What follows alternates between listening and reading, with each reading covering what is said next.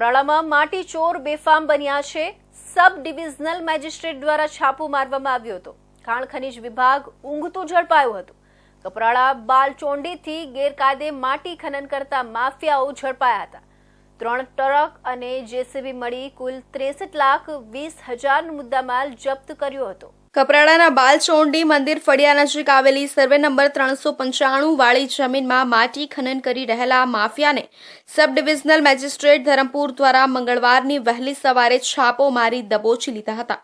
મંગળવારની વહેલી પરોઢે 6 વાગ્યાની આસપાસ કપરાડાના મામલતદાર અને સબ ડિવિઝનલ મેજિસ્ટ્રેટ ધરમપુર દ્વારા કરવામાં આવેલા સંયુક્ત ઓપરેશનમાં બાલચોંડી નજીક સર્વે નંબર 395 વાળી ગીતાબેન ચતુરભાઈની માલિકીની જમીનમાં કોઈપણ અધિકારીની પરવાનગી વગર ગેરકાયદે માટી ખનન કરી રહેલા માફિયાઓને રંગે હાથે ઝડપી લીધા હતા।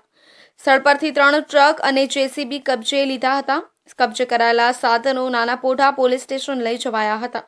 કબજે કરાયેલા સાધનો અને માટી મળીને અંદાજિત 63,20,000નો મુદ્દામાલ જપ્ત કર્યો હતો।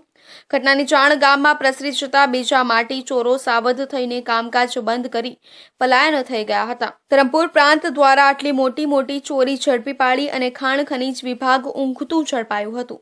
કપરાડા તાલુકામાં મોટા પાયે માટી ખનનની પ્રવૃત્તિઓ ચાલી રહી છે। તેમ છતાં સંબંધિત વિભાગ આંખ આડા કાન કરતું હોય તેવું લાગી રહ્યું છે।